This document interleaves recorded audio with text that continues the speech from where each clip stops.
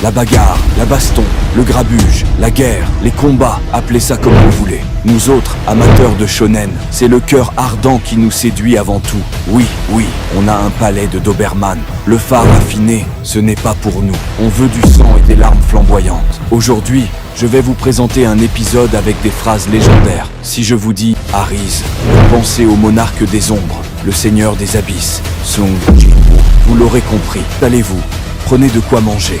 Et c'est parti.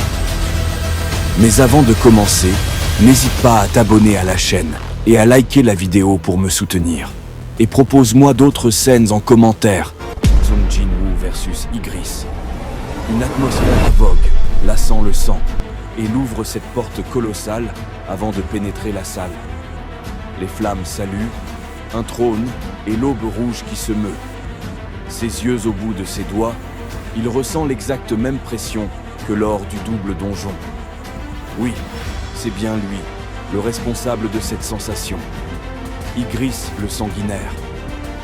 Le chevalier protecteur du trône, va qu'en puits, lève sa lame, en garde, il approche.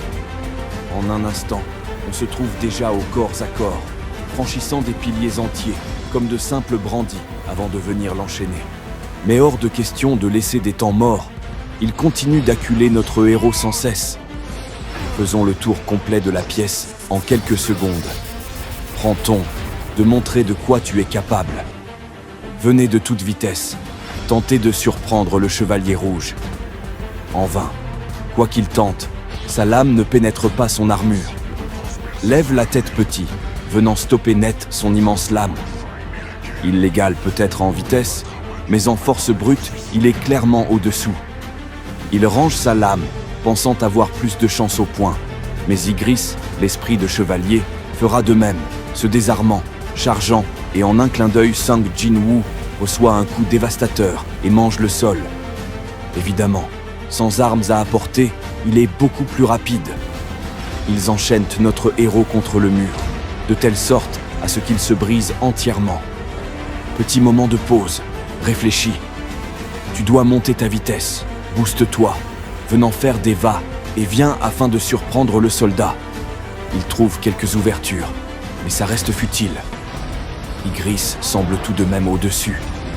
Dans ce cas, il augmente également sa défense, afin d'encaisser au mieux les assauts du monstre. On retient notre souffle, l'intensité du combat est folle. À chaque moment, ça peut basculer du mauvais côté pour notre héros, ou pas. Il arrive à le toucher d'un puissant coup, éveillant la colère d'Ygritte, qui viendra simplement l'enchaîner comme un vulgaire insecte, le faisant valser dans tous les sens. On se dit alors que c'est foutu. Notre héros a visé trop, il va se faire démolir, c'est terminé. Avant de venir stopper net sa lame avec son armure, il n'a pas dit son dernier mot. Ygritte tente de l'attaquer avec sa propre lame, inutile, la faisant réapparaître, visant le coup encore. Oui, il le fait, il gagne. Il vient de faire tomber Ygritte, le début de la légende.